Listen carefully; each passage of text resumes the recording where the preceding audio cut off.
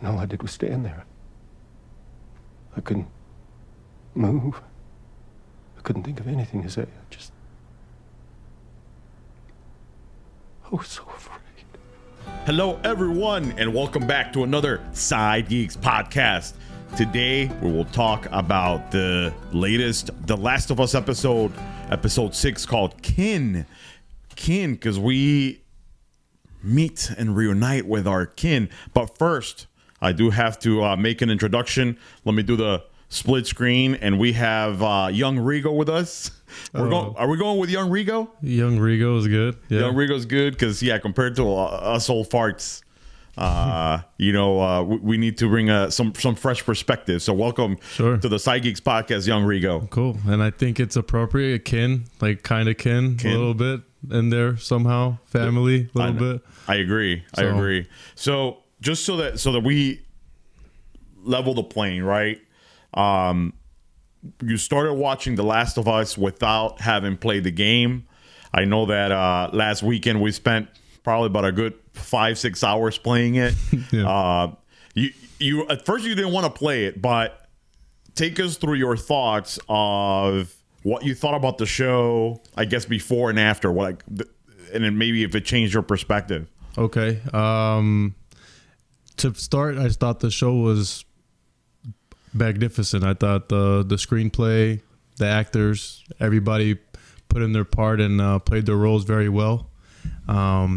It's easy to get emotionally attached as well. You feel like a lot of happiness, a lot of fear with this show, and then a lot of sadness as well. It kind of pulls all the strings of your heart. I think JMO said that once before, but it definitely makes you feel all levels of emotion and highs and lows for sure. And then I had to start playing the game. I just wanted to see what the parallels were about. And there's a lot of actually big differences that I enjoyed, that I noticed. And yeah, the game is fun. I mean, it reminds me of a lot of Uncharted mixed with Resident Evil. Okay. And I'm a fan of both of those franchises. So the gameplay was real fun, and the show pulled a lot of screen for screen shots, but also there was a lot of differences as well that I noticed. But and I'll tell you, man, that I started the show. I had played the game already, and a lot of the times we watched the show together. So if everybody's wondering, hey, what took young Rigo so long? Hey, man, I had to take JMO to go down with a sickness. So I hope you feel better, JMO. But to bring him here, but we usually watch the show together, and we're always kind of riffing about it, right? And I feel like you're always asking me, is this in the game? I don't want to know. I do want to know. Yeah. And it takes you to this emotional roller coaster, right? That after watching the show, you're like, okay, is this in? Is this out? And of course, there's a lot of the gameplay, action, or whatever that they can't bring into the show, but they're doing a really good job adapting into the series, right? Because we don't need to spend hours scavenging a place, right? Right. But straight into the thing. But did you? I know we got the game and we started playing, because I felt like I had already played it years ago. I mean, man, it was 10 years ago. Yeah, it came out in 2014. Yeah, something like that. And then even though I had played it, by this point, man, I feel like everything is mushing in my head. I can't, sometimes I think wait, was that in the game? Was that Resident Evil? Like you said, was that a different game? And my impulse was to find the game again.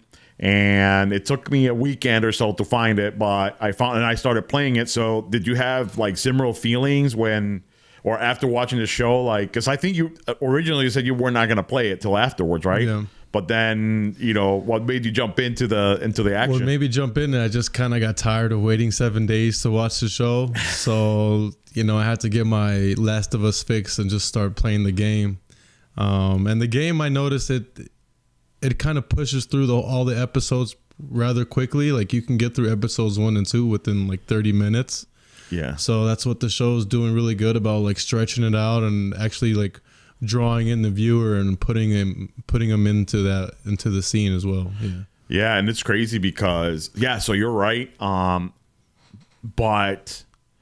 like we played it for a long time, and I actually kept playing it, you know, a little bit more, and we still haven't reached Henry and Sam, which is kind of what you know, how we start this last episode.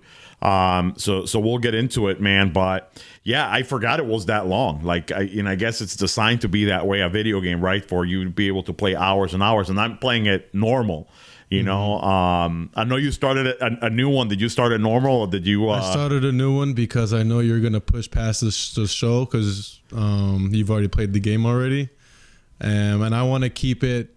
I want to stay virgin to the episodes. I still want that shock factor every time something happens, something big happens, someone dies. I don't want to know what happens in the show. Makes sense. So I'm just gonna kind of stay right there level with what's going on on the HBO. Yeah. Now let me ask you, man. Just before we get into episode 6, what was your reaction to the bloater? You know, because I think that was episode. Yeah, it was episode 5, the Henry and Sam episode. What was going through your head when you saw that? Well, not only the herd come out, but the big ass bloater. Yeah. Well, the herd was. I mean, the I don't know what to call it. The big herd of zombies. It was kind of cool to see and how fast they move. And they're seeking to destroy. You know, they're not out there wandering, you know, looking for sounds, and so they jumped out that hole ready to go. You know, ready to destroy everybody. And then the bloater, what I enjoyed most about it is like they made it really hard to kill. Like it didn't go down, you know. So that bloater is still heading into the city, you know. In the game, you can destroy a bloater by yourself, and like, you know, obviously it's part of the, you know, that scene or whatever in the game. But I did enjoy how they made it hard to kill, you know. Yeah. And like that guy emptied out 3 clips on the thing, and he was still moving, and we all know he fucking, you know, goes in and decapitates him like nothing, like a Lego.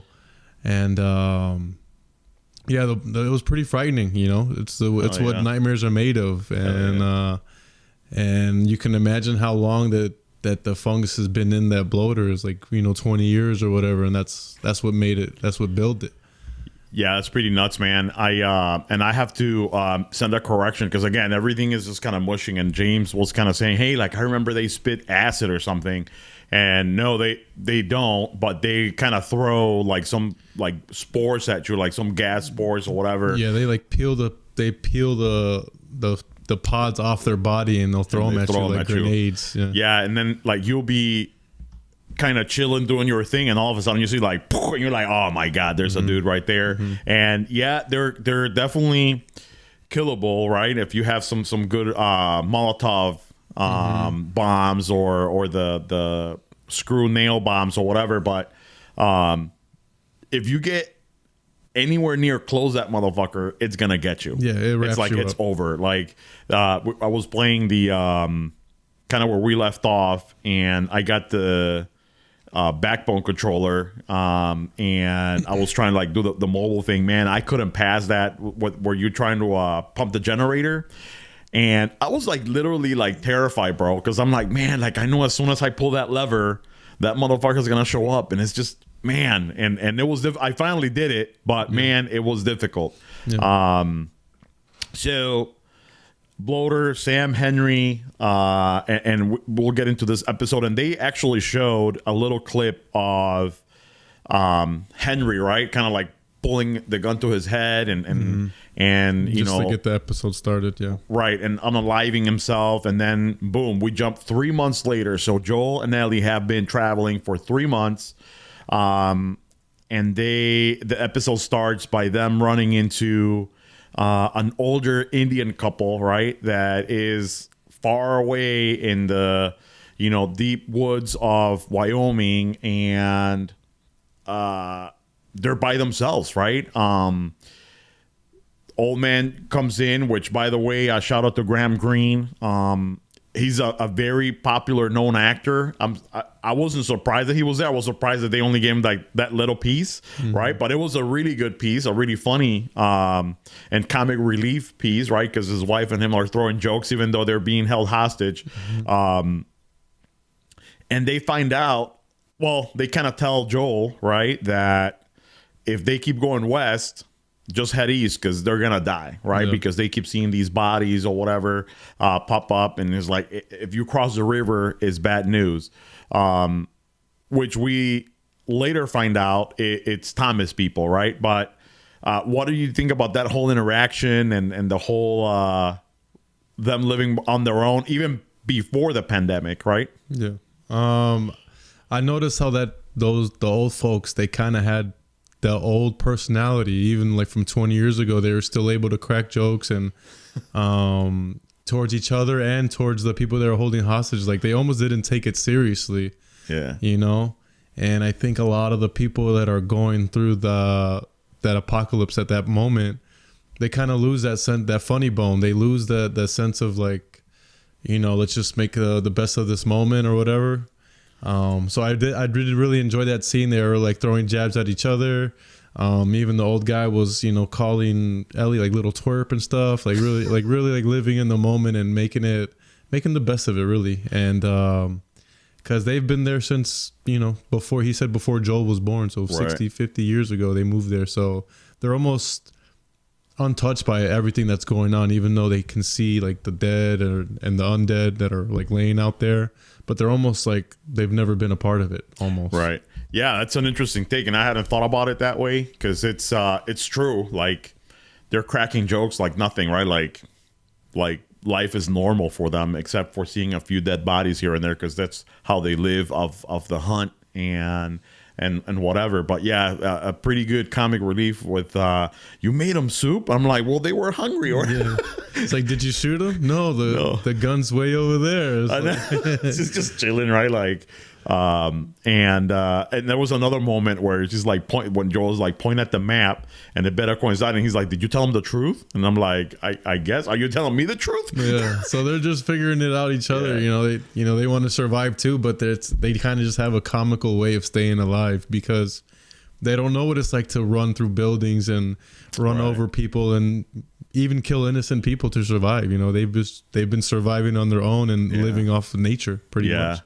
And nothing has changed for them, really. That scene was important too because it kind of like gives us a nice icebreaker, right, for the beginning of the show. But we also see right as he's walking out the cabin, we see Joel's first panic attack, right? And so later in the show we find out it's a panic attack. But what was going through your mind when you see him, you know, leaning against the fence and just kind of, you know, like going down? Yeah, I think right away I knew he was thinking about Tommy and the threat that gentleman had told him about. He's like, well, Tommy's pretty much dead. And I think while he was walking out the cabin, it kind of finally hit him, and that's when he really started thinking like, this Tommy's really gone, just based off what that guy said. And that's his first panic attack, and honestly, it's kind of long overdue. The guy's been through so much stress and so much trauma in the past, 20, 21 years already. So, the heart can only take so much. Yeah. And he is on go 100% survival mode at all times. He's not like these old folks living in the cabin far in the woods. Yeah. He's coming out of a big urban city, and he had to make it out of there, and he barely did it, Yeah. So yeah, that's pretty crazy, man. I was like, I was, no pun intended, panicking a little bit because I'm like, what is wrong with him? Because he's gonna have a heart attack. I'm like, this was not in the show. Like, what's going on, right? I mean, in the game. But later on, we see them walking. They kind of set up camp, and Ellie poses the question, like, okay, they accomplish their goal. They find a cure. Like, what's after that, right? Like, what do you want to do? And I think Joel mentions like he wants to be a sheep farmer, right? And Ellie wants to be an astronaut or something like that. But what do you think about that? Did you think that she was kind of asking to see if she was in his plans for the future, or was this just like regular Ellie small talk? I think she was just doing banter just to pass the time. And I think she's starting to worry about him and starting to worry about what his plans are. And if she's part of them too, I think that is part of it a little bit. Because they are starting to grow closer and closer. You can start seeing that connection. Like, I think it's there, officially there now, that father-daughter connection, even though they're not. But yeah, she's definitely probing. She's definitely probing where she fits in and if she's gonna fit in long term. And I was just thinking, because I think she said, "So what are we doing after this? What are we doing?" And he's like, "We, like, I'm doing this," you know. So he's still kind of excluding her, right? Which I thought it was interesting as how the story will develop by the end of the episode. But astronaut, she guesses, or Joel actually guesses Sally Ride, who was an actual astronaut and was the first American woman astronaut. And I thought for some reason she was one of the ones that was killed in, like, what was it, Apollo 11 or something around the 80s. But no, she actually lived through her life and whatnot. So I just thought that was pretty cool. Yeah, that's a nice little history lesson right there from the show. Yeah. And not only that, but it's part of, and regardless of what situation, it's always part of a kid's dream, right? To kind of like be that astronaut, or like a fireman or a policeman or whatever, right? But you know, some pick the star. So I thought that was cute. Ellie confesses to Joel, like, right there, that she knew about Sam, right? And that she made the attempt to cure him, right? And you know, I thought that was kind of critical, because she starts confiding in him, right? Like, they start opening up a little bit more. Well, I think she kind of always has that loose mouth, right? But hey, like, man, like, that's when we see, man, like, I really liked him. I really thought I was gonna save him, right? And it just didn't happen that way. And then you begin to see, I think you see Joel begin, like, to console her. Like, I know in this episode where she had to save him, he's like, "Oh, you're only 14. You shouldn't be doing these things and seeing these things." But she reassures him, like, "Hey, dude, I've been there. I've done that. Like, this has been our lives for a long time." And then he says, like, "I think, you know, the whole my blood is medicine is like." He lets her know, like, it's way more complicated than that. Like, you gotta make it. The scientists have to boil it down and DNA and break chromosomes and whatever just to make a cure for this. It's not just gonna be, "Oh, I drink your blood and we're free." Right. You know. It was a good attempt, though, I gotta say. No, as a child, I mean, like, that's like a good thought to have, and, like, you know, it just doesn't, like Joel said, it's just way more complicated than that. Yeah, it's it's sad, man, because I think that even from the last episode, like, she actually thought, and I actually thought too, man, like, I'm like, did she actually pull it off? Like, and I knew based on the game how it was gonna end, the Sam Henry thing. But then I'm like, hey, maybe they'll change it, right? Maybe they'll change it, and of course not. They had to break our hearts one more time. Yeah. Quick little anecdote. So Jasmine was here watching the this recent episode, the latest episode. No. Yes, she came to watch the most recent episode, but she hadn't watched the Sam and Henry episode. And so a funny little anecdote there. She's like, we get introduced to Henry and Ham and whatever, and right away she's like, please don't tell me they die. Like, if they die, I'm gonna stop watching this show or whatever.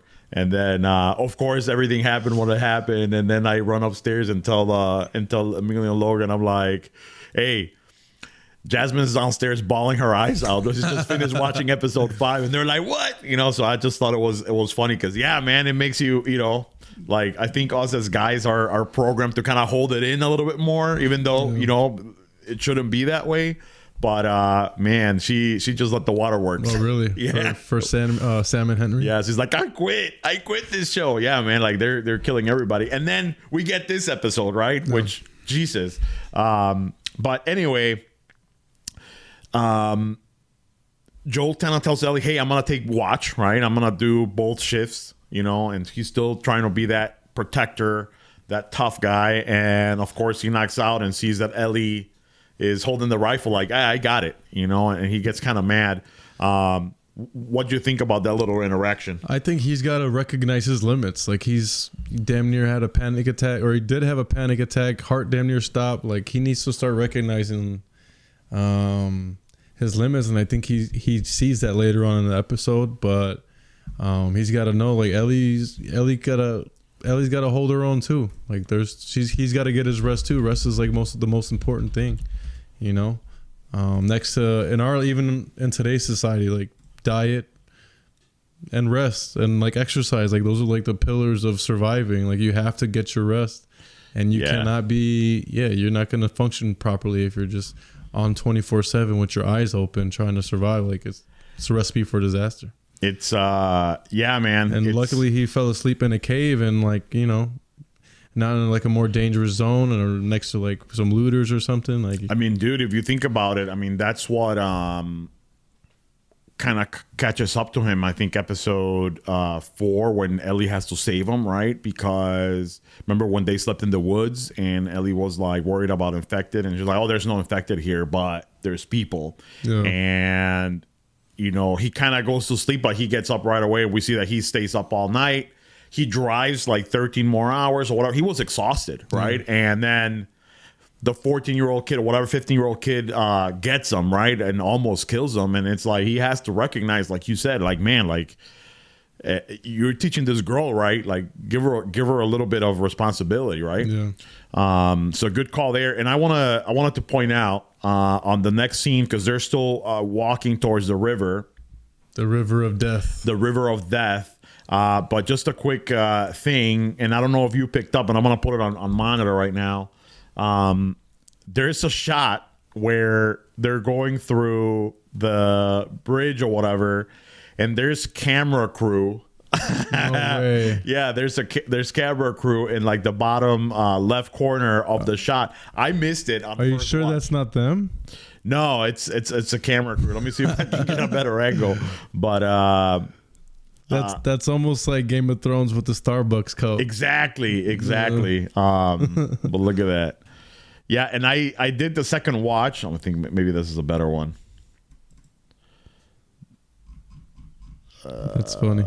Anyway, I just thought that was funny because that's the, history of a super well produced show, and there's always hiccups. There's always something, right? Yeah, not that it took away from the story. I just thought it was funny. And honestly, I didn't even notice it till now. Yeah, I when I watched it for the second time, I was looking for it. Otherwise, I would have missed it. But anyway, so they keep walking. They kind of mentioned the dam, and I'll bring that up because the dam plays an important role in the video game, right? And I don't think we've gotten that far. No. But in this one, they just show it, and Joel learned his lesson from like the siphon, and he's like, I'm not even gonna try to explain how it works. I don't know. Yeah, it's a fucking wall that stops water.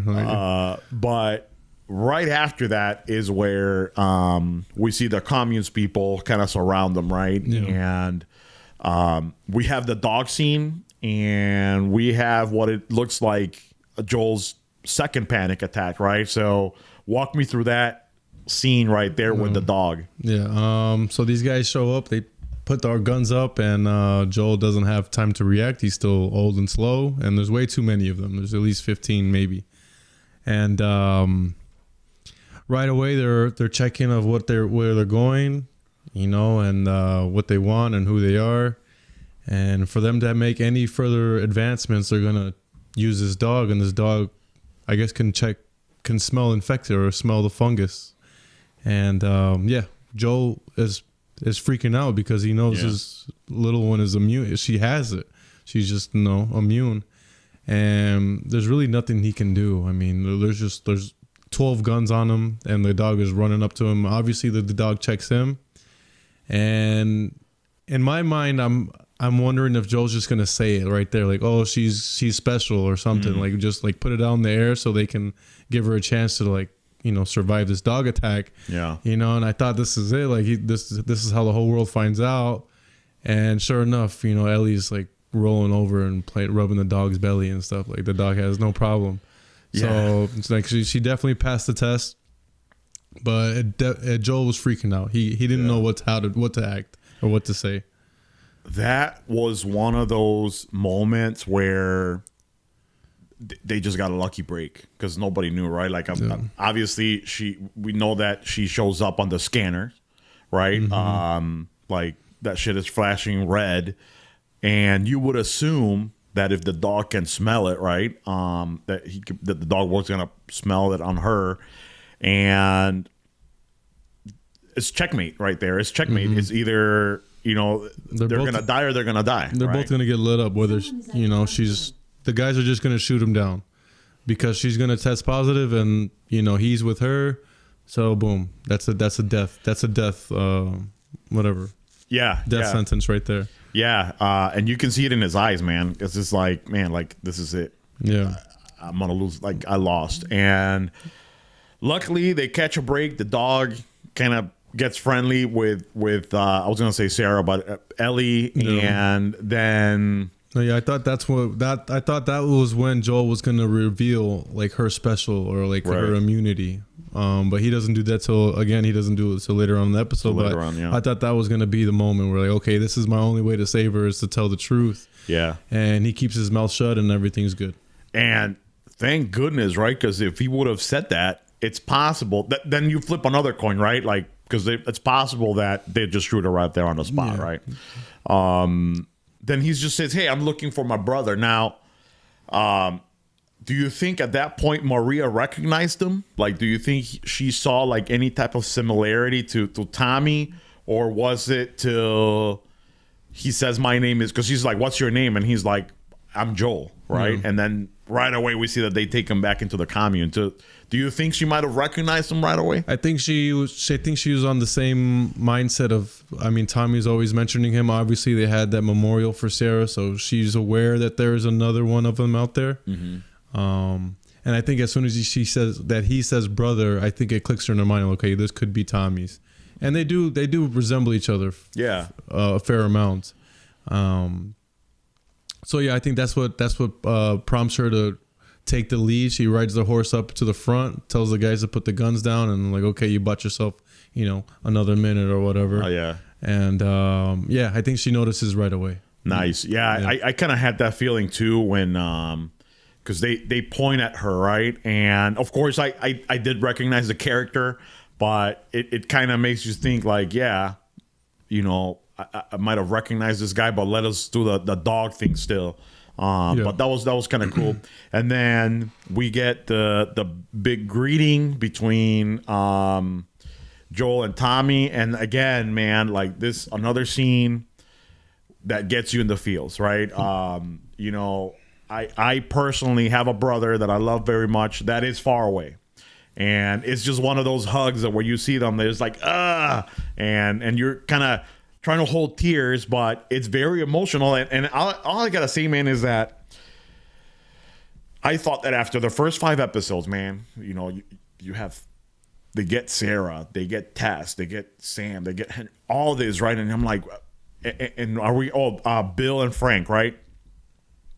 I'm like, is this gonna be a filler episode? I'll be like, I'm to the point where like you don't want filler episodes regularly, but now like, man, this is too emotional. And this was one that maybe didn't have a lot of action, but maybe a lot of emotional action, right? Because man, like every freaking 5 minutes they're like, getting you in the field. So what do you think about that encounter? I definitely felt I felt connected as well. Like I felt like I was reuniting with them as well. Like I felt it, and I really liked how all it took was for him to yell Tommy, and then they did not break that stare. They were looking at each other all the way down, and Tommy couldn't believe it, and he was astonished. And it brought me in there too. I wanted to hug them as well. I wanted to get in there, just because it's been however long it's been, and I know Joel's been looking for this moment for a long time now, and he's done so many battles and tests and lost so many lives along the way, and he like this moment has finally came. And it's funny how Tommy's thriving. He's got a like construction job. He's just building the city up that has power. And Joel just straight up tells him, "Oh, what are you doing here?" He's like, "Oh, I came here to save you." That was awesome. And Joel's the one's all beat up, and like. So I thought that was pretty cool. That was pretty cool. And that's like a one thing of a big brother, right? Like you want to make sure that you're taking care of your little brother, regardless of how it is, even if they're well established or whatever. You still want to. But I thought that was pretty cute. We'll pause there to kind of tell the people to that have made it this far to comment your thoughts, share your thoughts, and also, you know, make sure to, if you're up until this point, that means you like the Sci'D Geek. So please hit that like button, subscribe, whether you're listening to us via Spotify or YouTube or whatever social media. We appreciate your support and wanted to take a pause there to thank you. And again, if you know anybody that listens to this particular show or any type of Sci'D Geeks type stuff, comic book movies, Marvel, DC, or whatever, share it, please, because that's how we will grow. All right, so back to the kind of like the middle of the episode, right, where they get into the commune and Ellie's just being a fucking smart mouth, right? Like she's having this attitude with everybody. Why do you think that is you know, I couldn't figure that out, right? Is she just not used to manners, right? Like, because where would she have used manners before, right? Yeah, she grew up in a military school, so they definitely beat all the kindness and all that stuff out of you, like from personal experience. You know, they really break you down, and I think she took to heart the whole fact that they had him at gunpoint, you know, and they're ready to waste him, you know, and so she's like, "We're human too. You guys are out here killing innocent people. We know that you know there's bodies out here. The old people told us all about that." So she doesn't trust them. Yeah, she doesn't trust them. And she's just keeping her guard up. She's just on it. She has the gun in her pocket, or no, she doesn't have the gun. Like they disarmed her. They probably took her gun. They took her knife. So she does take that to heart, you know. And she's defenseless right now. So I think she just has her guard up just because she's in a new place and they have the upper hand on her. Yeah, I'm just thinking, man, like, and maybe just because I'm a wuss or whatever, right? But if I go into the place where I know these people like are killing people that confront them or whatever, they take my gun away, I'm gonna be super nice, man. I'm gonna be like, "Hey, yes sir," you know, like, "Oh shit, thank you for my water, sir. You want me to boil that for you," you know, whatever. But man, she's just spitting, you know, her sarcasm and her wittiness or whatever, throwing a couple of F-bombs in here and there, which had me sweating because I'm like, man, like that creates tension. But luckily Maria and Tommy were had their emotional intelligence on check, and they were just kind of like, goofy ass kid, right? But they explained that, hey, like if they feel threatened, right, or they feel like, you know, some sort of threat or whatever, people are coming, that's what they get it, right? That's why the dead body's in the river, because they have to do whatever they have to do. I think she's feisty, and I think part of it is she's taken on from Joel too. Like the whole, even when Joel was getting stuck up by Henry and Sam, he was like very asshole kind of, you know, he like trying to survive, but also like letting them know, like, if I get an opportunity, I'm going to make a move, you know? So I think she's getting that from Joel too, is like, always keep your guard up as well. I think that's the right attitude to be. You can't be too nice to these guys. They have all your stuff and they're ready to waste you at any moment. They'll just throw you into the river of death at any time. Yeah, man. And there's a part right there where they're on the table, and then we see this girl staring at Ellie, right? And Ellie's just like, kind of like, what the fuck are you looking at, or something like that. So I haven't played the part 2 of the game, and now I want to. But apparently, this girl is part of the second game. So if you're listening, if you have played the game, please leave us a comment and let us know your thoughts, because it was like a quick snippet that at first I didn't pay attention, but after like going to do research or whatever, like apparently this girl is a character in the show, so I thought that was interesting. And also that whole community is not part of the game, right? So and apparently we see that in the game, but in part 2. So they're bringing some of that part 2 video game into the show. 1. Yeah, okay. Which I had no idea, because again, I haven't played the game, but we will. And it's cool. They're just integrating it early, you know, and they're just getting the viewers ready for what's coming next, because season 2 is going to be bomb, I'm sure. And it's a nice twist, right? Because, you know, like you may have, you know, very saucy people like me saying, I play the video game and I know everything, and all of a sudden I'm like, fuck, I don't know this. So now, and good marketing too, because now I want to go buy that part 2 and play it. So Joel kind of asks Maria to excuse them, right? Because he wants to have some family moment. And then Tommy's like, well, Maria's family, right? And he finds out the hard way that they got hitched right there. And Ellie's like, congratulations. And then he's like, congratulate them, Joel. But Joel, obviously, you can tell on his face that he didn't like it. What did you think about that? Did you perceive the same thing, or am I reading too hard into things? Yeah, I'm not sure why he was upset, or maybe he was a little jealous that his brother has moved so far along without him and like found a whole nother life full of happiness and love, and almost like Tommy was content with him not being a part of it, you know? And so now Joel wants that one-on-one with his brother, but he can't even get that. Yeah, and we find out later on, right, that it's, I think, because like Tommy like stopped going through the radio, looking for the radio, sending signals. So he just disappeared, right? And we find out later on why. But Joel doesn't know, right? Joel's just thinking like, man, what the fuck? Like, it's probably, this is what's going through his mind at this moment. Like, what the fuck, man? Like, I'm here busting my ass trying to look for you. Because even before Ellie, right? I mean, Tommy was his priority. We see in episode 1 that he's going to the radio guy asking, hey, have you heard anything? Have you heard? So he has Tommy in his head this whole time. Yeah, he's trying to buy batteries for the cars, right? And whatever. Exactly. And Ellie was just kind of like the final excuses. Yeah, like let's go make that final push to find him, right? Or this guy, and he's seeing this guy is like not even interested in reciprocating that, but we find out later why. Maria decides to give them a tour. Man, they have a Christmas tree, they have electricity, they have plumbing, showers, housing, man. And something very interesting there.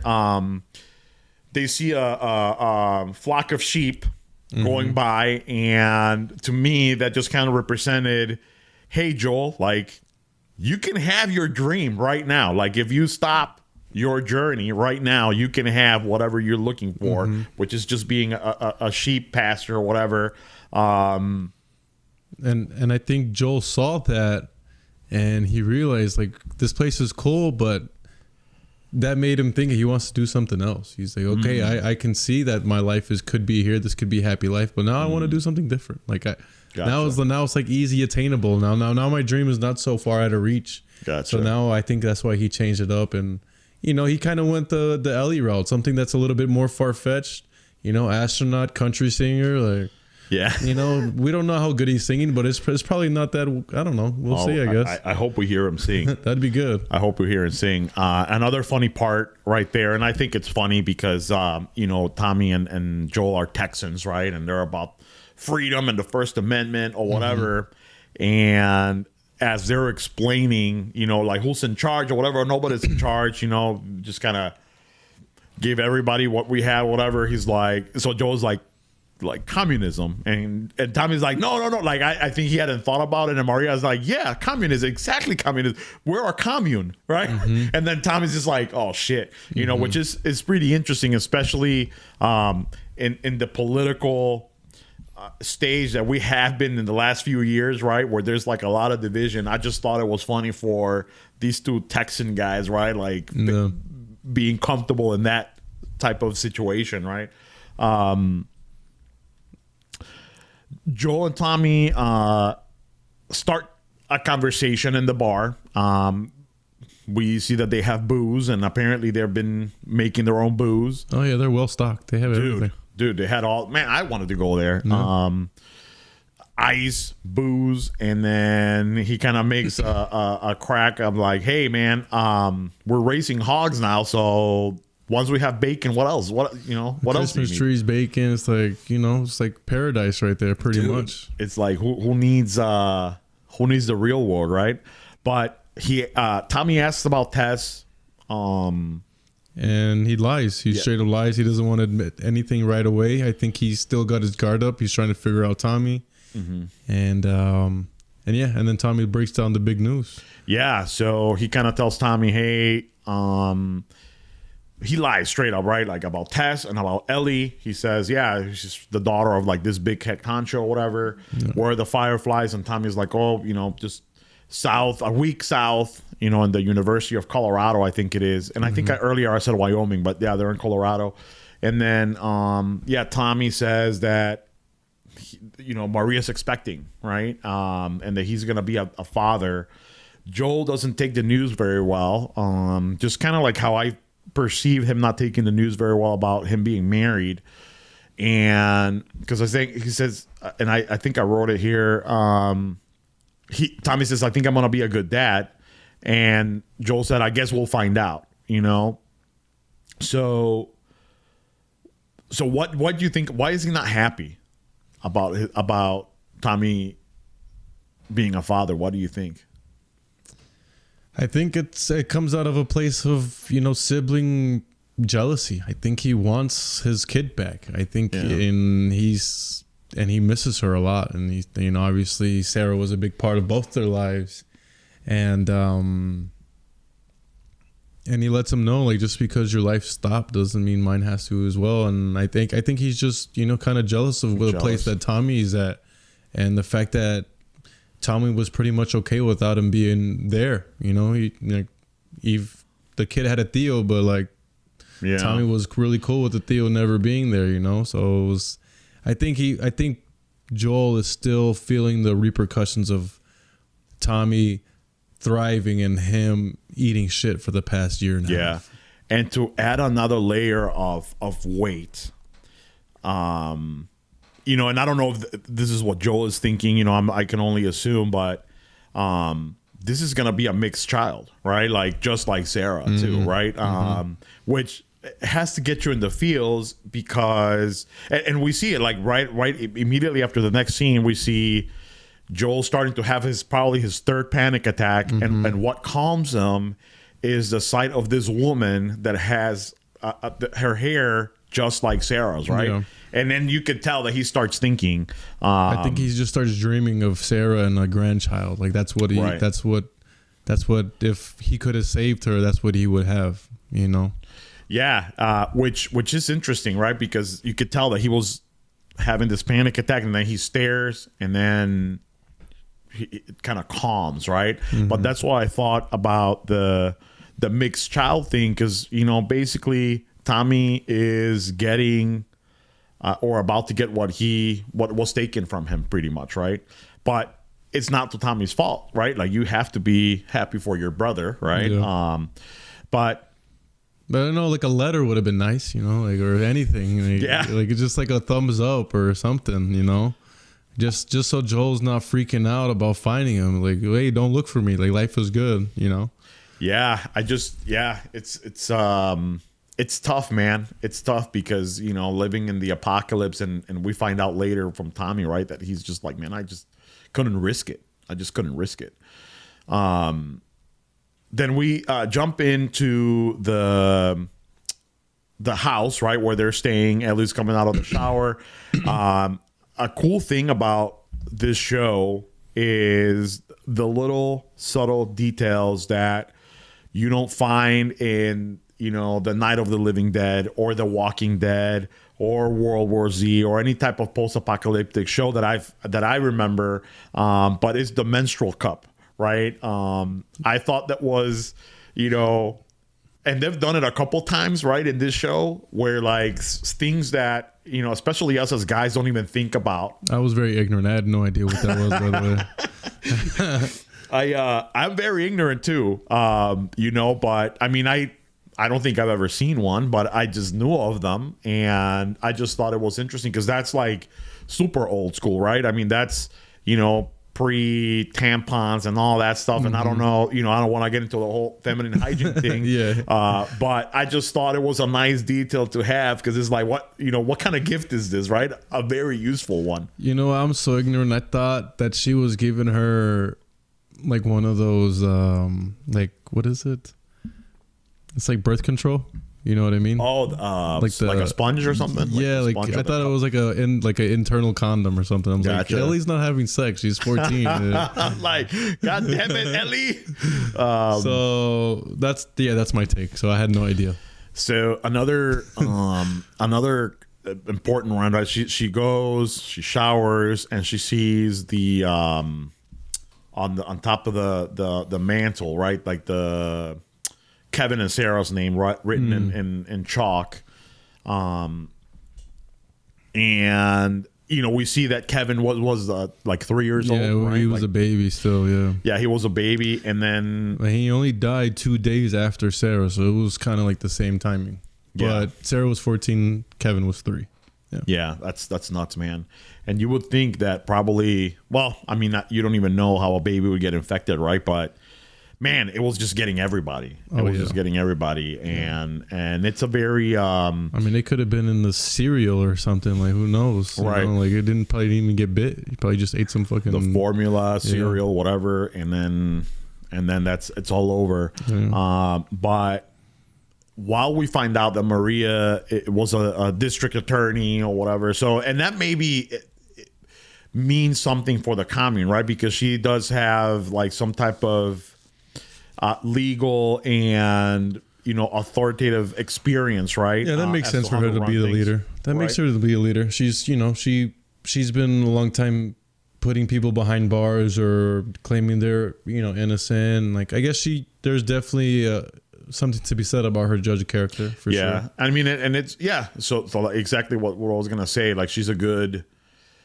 been part of the justice system, and it's probably a good thing to have in a community like this, right? Yeah, maybe these guys are not like murdering you for trying to leave, maybe, but I don't know. We'll see. I don't know. Yeah, because she did mention that the bank was the jail, but they never use it, right? Mm-hmm. So everybody must be pretty content. I mean, who wouldn't be, right? Based on what we saw. Yeah.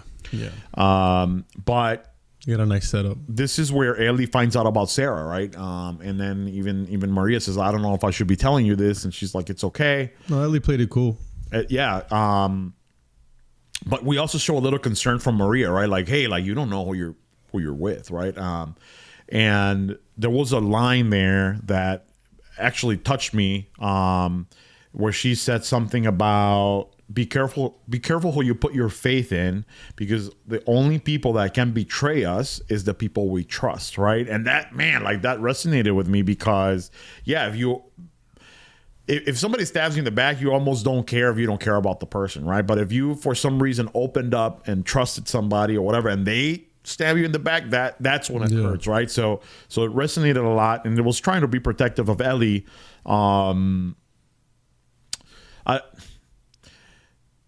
So what do you think that was? Like, do you think Maria definitely doesn't trust Joel? I mean, because Ellie was trying to kind of convince her, like, he's a changed man, right? Yeah. Or was Ellie being like, well, I'm more of a badass, right? And I hope at one point maybe they have a flashback for Joel and Tommy and Tess, for that matter, because for some reason they are notorious for being these badasses that will kill innocent people to survive, and like they just have this reputation about them that we really haven't seen. Like, we know that they're all capable of surviving and doing certain things to survive, but the way the show and the people inside the show talk about them is like, these guys are not to be messed with. Hell yeah. Because they've done these certain things. And Tommy tells Maria about obviously where he's been and what has happened. I'm sure that he's had to open up in order to gain her trust to, impregnate her and stuff. So yeah. Tommy's told her everything, and he says that Joel is the leader of all these actions and what they've done. It's crazy, man. And Jay Monal and I kind of debated that a little bit, because he said the same thing. Like, and I actually want it to happen where they do a flashback. The only thing I'm concerned with is, and they have to do it in a special way, right? Because, man, the last thing we want is kind of feeling like Joel is a bad guy. I feel like, right? Like, if he was doing if they show us doing all these, and because when the inflection of when they talk about these things, it makes you think that he probably killed not only innocent people, but maybe innocent women, children, whatever it took, right? And even in this episode, they Joel and Tommy go back and forth like, man, we had to do what we had to do, right? And we just didn't know how. And like, Tommy says there was other way to do it. He says we were there was other ways to do it, but we were just not good at those things. Right. So what they were good at, killing. Right. Woo. Nothing but emotions with this show. So yeah. So when Maria's trying to convince Ellie of, you know, Joel's like, you know, can be maybe a shady kind of person. That's Ellie. That's all Ellie has, and that's all Ellie knows. So she's gonna defend him till the very end, you know. Absolutely. And rightfully so. Joel's put it on for her since he met her, pretty much. You know, willingly or not. You know, like now definitely I think he's emotionally invested as well. But in the beginning, he didn't want to do it, but he threw down for her. He killed many people just to get her past that border and all the way to where they're at now. So. Hell yeah. Ellie's gonna represent for him, I think. And, I mean, and Maria's barking up the wrong tree, trying to tell Ellie that Joel's this bad guy. He's like, oh well, your Tommy did the same thing, and now he's your husband. So yeah. Where does that put us? Because Maria seems to think that Joel was the leader, right? Yeah. But you know, Tommy was kind of like, well, I did it too, right? Like, yeah, very, very interesting scene. She finds out about Sarah, and then the next scene, they're in the movie theater. I mean, they have movies, bro. They have movies. Yeah, I didn't even know which movie. Did you notice? So I did look it up. They're playing a movie called The Goodbye Girl, which I'm like, what does that mean, right? The Goodbye Girl. And I think what it meant, or what I interpreted, is that, you know, for the people who knew what that movie was at that moment, is, are they gonna... They're buttering us up for what's about to happen when Joel's like, hey, like, you go with Tommy, right? And I think that's what that represented, the Goodbye Girl. But maybe again, I'm reading too much into this. But man, these writers, man, they're doing it right. There's a reason they put it in there's there. there's no accidents except for camera crew in the movie. But Ellie's not even paying attention, bro. She's what is a child that should be captivated by a movie that she's probably never seen in her life, especially like out of a projector like a movie theater. She's not even interested. She's just kind of seeing what everybody else is doing, looking at Tommy walk in, talking to Maria. She's not even focused, right? She's kind of like scanning the scene, which is, man, represents like what she's learned from Joel as well, right? Yeah, she's not letting her guard down. She's keeping her head on a swivel and make sure she knows of awareness of her surroundings. Where she's at.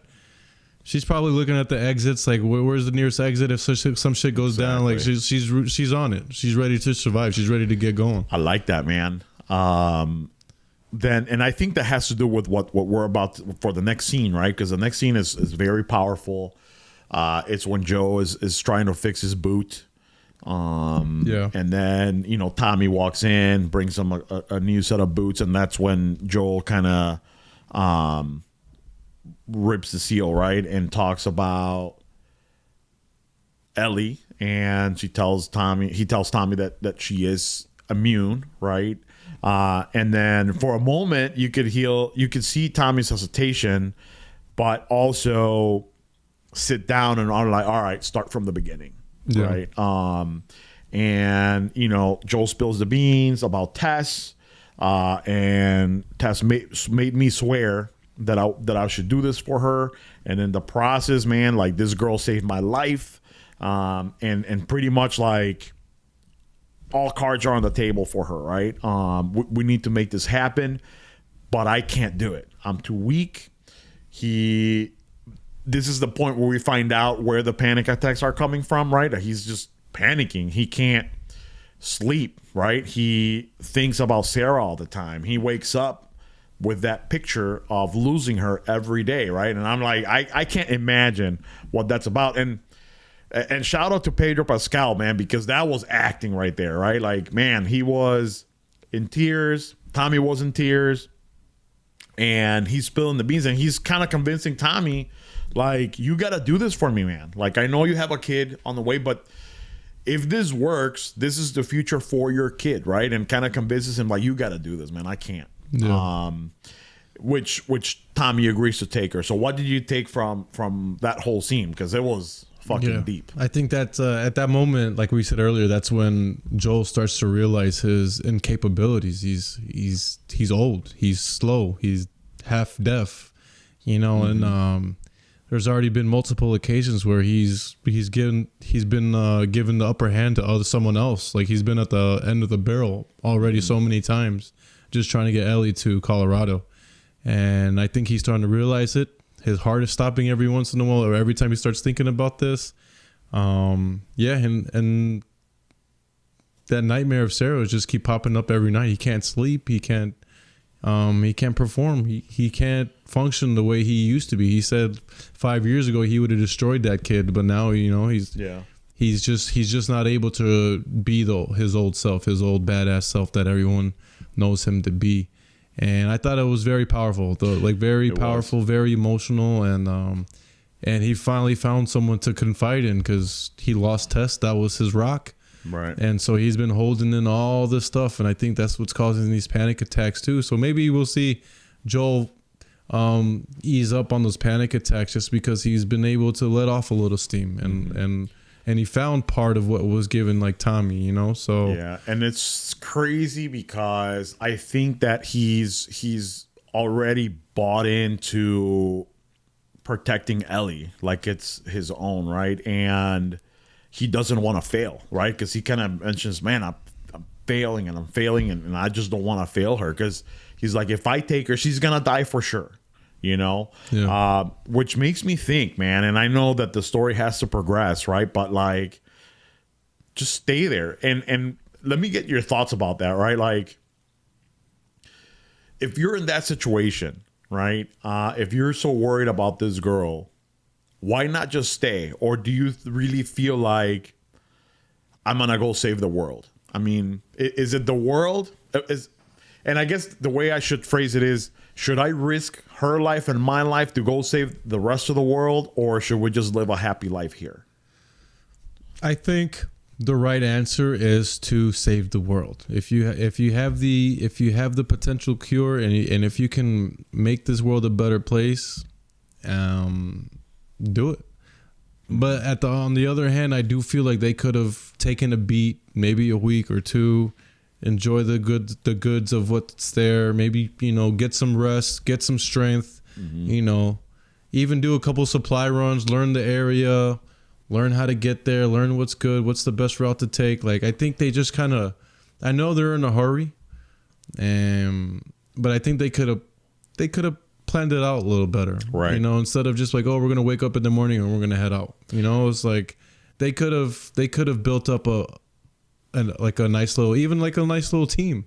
Like, hey, everybody, we're going to Colorado. Who wants to go? That's what I'm thinking, right? Like, and that's the thing that he confided in Tommy, right? And that's another thing that bugs me, right? Because just like from episode 5 to episode 6, 3 months went by. Like, why can't you do another 3 months, right? But now you have a fucking crew, and whatever. But at the same time, like, could you trust anybody else with the secret or what the mission is, right? But you wouldn't tell them. You'd just be like, hey, we're gonna go find these whatever scientists, or we're gonna go scavenge in Colorado, or we're gonna just do like a quick trip. They don't have to know anything about Ellie, and I think that they would have fared well. I mean, there was only, we'll get to the scene in a second, but there wasn't that many.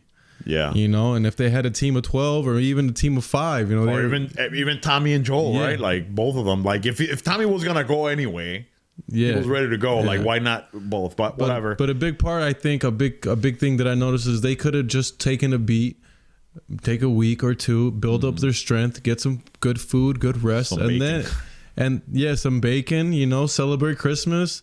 And then get out of there. You get out of there with the clear mind and and your health at 200%. Yeah. Yeah. Very tough. But another episode of how this should have ended, right? Like, if it was just ended right there. We all want to put our minds in, or put ourselves in that position, what we would do. But keep going so that we can get more show. Yeah. But then, man, from that emotional scene, back to another emotional scene where Ellie is reading the diary, and we find out, and let me mention there that she's talking about, I think, like, man, that's what people have to worry about, like what to wear and how they look or And whatever. I think that's why she wasn't interested in the movie. Like, this is not serving us at all. Right. Like, how is this helping me survive? And that's Exactly. and that she was looking at it. It's like, I'm not interested. Yeah, and it's hard to put yourself in that world because we haven't experienced that world, and of course neither has the actor, right? But putting yourself in that situation, yeah, that's all you do. Kind of like animals, right? Like, they're always, part of their DNA is just kind of like looking around, making sure they don't get eaten, right? And that's what they're living in. But very emotional scene. She confesses that she heard the whole thing. She's pissed. Yeah, she was being sneaky. Yeah, she ear hustling the whole conversation. Right, and that's why I think she was kind of like eyeing everybody out in the movie theater, see where they were gonna go. She listens to the whole thing, so she pretty much heard Joel tell Tommy, "Hey, you take her," right? And she's heartbroken because he's pretty much like letting her go, right? And maybe taking it a little bit out of context, because I think Joel's feelings were in the right place, right? Like, he just feels like he will be more of a threat to Ellie than Tommy. But to Ellie, it was like, shit, man, like, we created a bond and you're just letting me go. And we find out there, which, by the way, that scene is play by play, line by line, frame by frame from the game. You can play them both at the same time, and it's the same dialogue. Cool. Where she's talking about she starts talking about Sarah, and then Joel kind of gets defensive, and then Ellie says, "Hey, I've lost people too, and either everybody that I've loved or that I've cared about has either died or left me, right? And here we go, one more person that she's grown to care about leaving her, right? Mm-hmm. And she has the right to be pissed, but what does Joel do? He gets on the defensive too. He tells her something like, you're threading on thin ice or something, or whatever the saying is, but he basically says, hey, after all that emotional roller coaster, he says, hey, you're right, you're not my daughter, and he walks away. Yeah. So what did you take from that one? I think Ellie wasn't ready to let him go. I think because obviously once she leaves that farm with Tommy, it's more than likely they're never going to see each other again. Like, she's just going to become a science experiment, if you will. They're just going to be pulling her blood for the next year and a half, trying to figure out how to make this thing work for everyone else. And she's never going to see Joel again. Yeah. And she doesn't want that feeling again. She's been hurt and just abandoned her whole life, and for no reason at all. Nobody knows we don't know if anybody knew she was immune, if that was the case, but she's just been abandoned, and nobody wants to feel that way. And then Joel is doing this at the goodness of the heart. He's making this as a tactical decision. It's not that he doesn't care about her or he doesn't want her. Right. It's that he wants her to make it there. Yeah. And on the other hand, she doesn't give a fuck if she dies. She just wants to be with the person she loves, right? Or grown to love. But a quick Easter egg right there. There's a part in that dialogue where she's like talking about everybody that she loved either died or left her. And she said, everybody fucking except for you. And she pushes him. And that was not a line in the script for the original game. But I guess the actress that plays Ellie got so emotional that grammatically that doesn't fit. But because it was so emotional, they decided to leave it in the game, which is awesome that they brought it into the show line by line, right? Even with the grammatical error or whatever, because sometimes when you're emotional, words don't make sense. You can't articulate a sentence sometimes, right? And I thought that was pretty cool. Yeah, so it's when your tempers are flaring and you're so upset, sometimes you don't know how to explain it, and it just comes out funny and it doesn't make sense. But just based off you can feel the room though, like there's something wrong. She's very upset. The words don't have to make sense. She's really hurt. Yeah. Awesome scene. We see a little scene where like Joel is going to bed and he starts seeing flashbacks of Sarah, right? And I think that's just part of what he was talking to Tommy about, right? Like, hey, like he starts seeing Sarah and probably like repeating the whole tragedy all over again, right? And we jump to the next morning, right, where Ellie's waiting, and I think she's kind of waiting or hoping to see Joel still, right? Because she hears the steps, and then boom, it's Tommy, and you can see in her face like, fuck. Yeah, they don't even say words. I think the only words that he says was stables. That was it. Right. And then we go to the stables, and big surprise, Joel is there saying he's stealing a horse, and Tommy's like, I would have given it to you. Well, originally Joel wasn't gonna go. Right. He was gonna go on his own mission and figure out his life. He was gonna leave Tommy. He was just gonna disappear. Oh, you think he was gonna go? Yeah, he said I was just gonna steal a horse and go on my own way. 30 minutes, but that was 30 minutes ago. And then he said, I'm gonna let you decide. But he didn't even get the words out before. Ellie was like, all right, buckle up, bucko, let's do this. I know, let's go. So yeah, that was pretty cool. Another pretty emotional scene, right? Not only Ellie getting her wish, right? Like, oh shit, we get to go on this adventure, but also, man, it's been like a day and they already have to say goodbye to your brother, right? Yeah. That was another one where they're just staring at each other. And I think he goes like, adios, my friend, or adios, brother, or something. And man, another hug. And it's like, man, like you said, man, you could have waited a little bit, like open some presents, eat some bacon. Anyway. Yeah. But he does give him a gift, a nice little gift, little rifle with the nice scope on there. So that there was a little, back and forth, something to remember him for. And it's going to be useful. He uses that gun to train little Ellie how to shoot, even though she doesn't hit the target. But we're not all sharpshooters right away. There's a grace period of when you can put bullets down range. That was a really cool moment, man, that practice, because Ellie's talking shit, and it just resonates so much with like teaching your kid how to do something, right? Because they might be trying and they can't get it, and when you showed them how it's done, like it is satisfaction right there, right? Especially, in that particular scene where like, I don't even think Joel thought he was going to make it, but he made it. Maybe if he shoots it 10 times, he hits it one time, but he made it. So he's just like smiling and everything. So I think this is the part where we finally have them committed to each other, right? Like, hey, I'm going to teach you all I know, and I'm going to care for you as much as I can. I think this is the moment, man, where we finally jump over that hurdle of you're not my daughter, you're not my dad. I think this is it. And that gun was the first lesson, the rifle, the target practice. And then after that lesson, it was football. It was contracting. Oh, that's it was right. this. Yeah, it was that. So like that was a nice little entry lesson for her. And then after that, it was, everything I know, I'm gonna tell you about the old world, I guess you can say. Yeah, that was hilarious, man. Like if somebody explained football to you without knowing what football is, Ellie still doesn't know what the hell he's talking about. But it's funny because it's like, so you just keep advancing, yes. And then, but he's like, but with violence. It's like, oh, okay, with violence. Okay. Yeah, Ellie, I'm sure Ellie cannot picture a game of football in her head. She just knows a bunch of words and rules. Like, she doesn't know what it looks like. And she knows it. So first down, and you have 3 tries or 4 tries, whatever. So they get to the uni, right? So damn complicated. Yeah. I know, it is. It is. Even our Chicago coaches can't figure it out yet.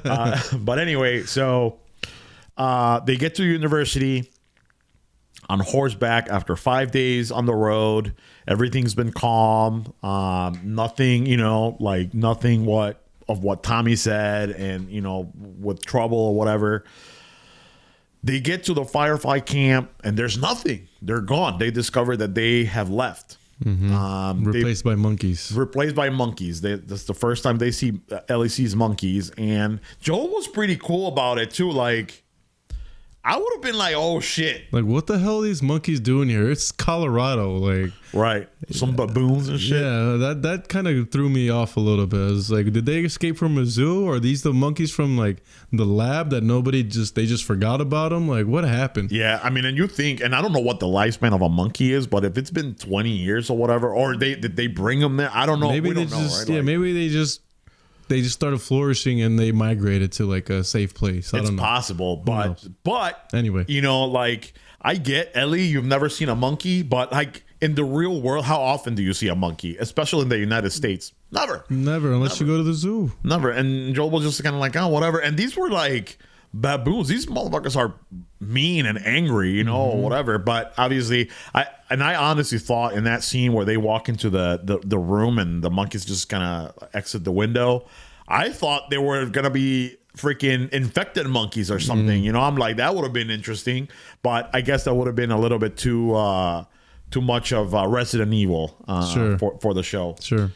But yeah, Joe was too cool about the monkeys, honestly. Too cool, right? He was Like- just too cool about it. There's like 30 monkeys in front of him. Like, all I have is this rifle. Like, if they wanted to rip us apart, they probably could, Dead. you know? Dead. So, but anyways, yeah, they find these monkeys and then they find a pack of these looters, or we don't know, hunters. Hunters, yeah. Hunters.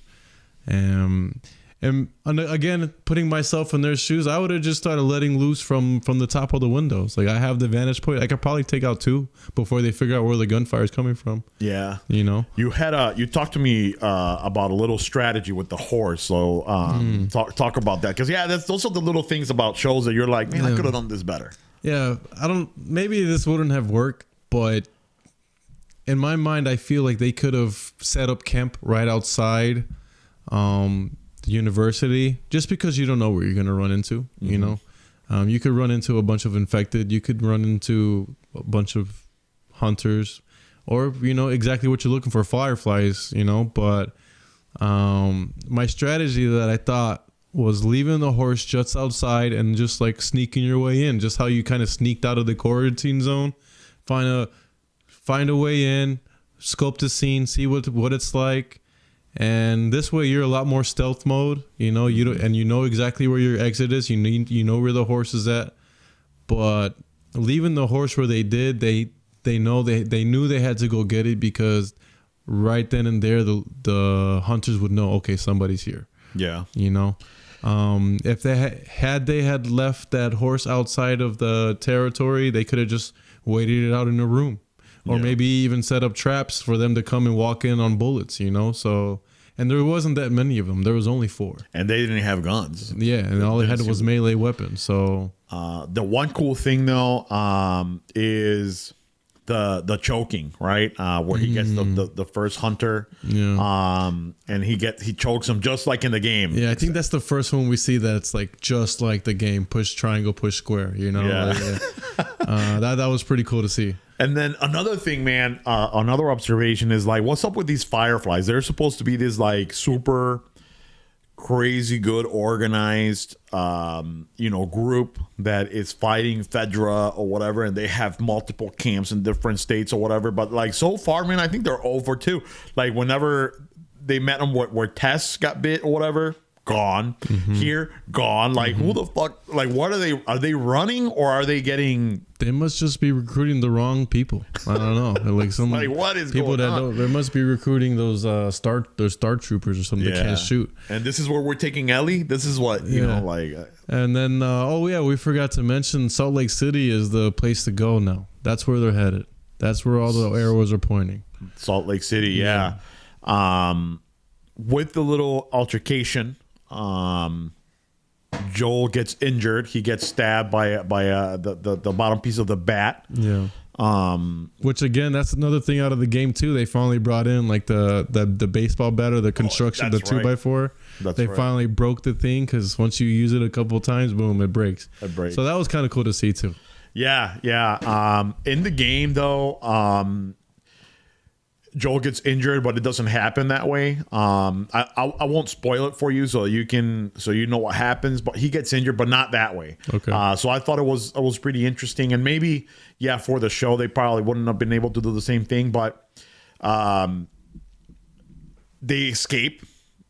which I thought also was a little crazy because they had guns and they could have just shot the people that were running towards them. Yeah, they could have just drove off a couple yards, stopped the horse, pulled out the rifle with that nice little scope on there, and popped them off. Yeah, you know, and that's what I was saying. They definitely had the edge on the, you know, the firepower for sure. They could have did anything. They could have sold traps, just hid in a room and just lit them up, you know. But they decided to go out the back door and I think they panicked a little bit. Yeah. And it caused. Yeah, Joel was definitely in shock. He just got stabbed. Yeah.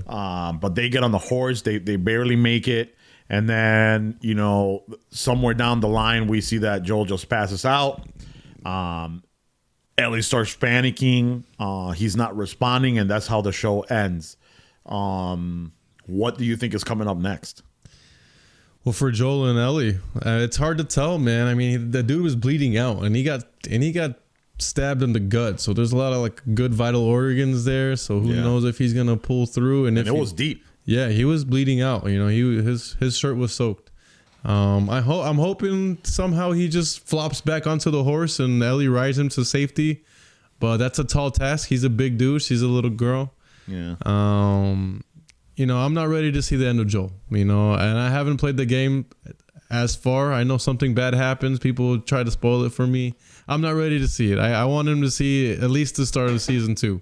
Yeah. But yeah, it doesn't look good. It doesn't look good. It's panic time, and I don't know what's gonna happen. I just feel like the next episode is gonna be a lot of action. You know, a lot of the action that we didn't have in this episode. I mean, this episode was just emotional, man. Like it was just, man. Like every time I watch it, it's like, like it just hurts, you know, to see some of these things. But I think the next episode will be a lot of kicking ass. I hope, or not. You know, whatever. They have been good on every episode, man. So we'll see. We'll see what happens. But I also hope it's not the end of Joel, man. I definitely want to see him recover and finish the task. You know, maybe Tommy comes to the rescue. I don't know. Maybe he had a change of heart and like, I gotta go save my brother or whatever, or be with my brother. I don't know, but or maybe there's like a couple fireflies just hanging out in the wing that heard everything. Maybe. So we'll see. I don't know. We haven't seen Marlene, right? I mean, we left her injured, and you know she's still out there somewhere, right? But yeah. Any other theories, thoughts, comments? No, I think I'm good. No, I just really love the show. I can't wait to see the next episode. Next episode, I think it's gonna be a flashback with Ellie, though. I think that's what the preview showed. We gotta do the Ellie flashback. Yeah. But all right, folks. Thank you so much, Young Rigo. I hope that did you like it? No, yeah, it was a pleasure, man. It was awesome. Yeah. You were freaking out. I'm a little camera shy, but the jitters are gone, so you might see me back here soon. Awesome.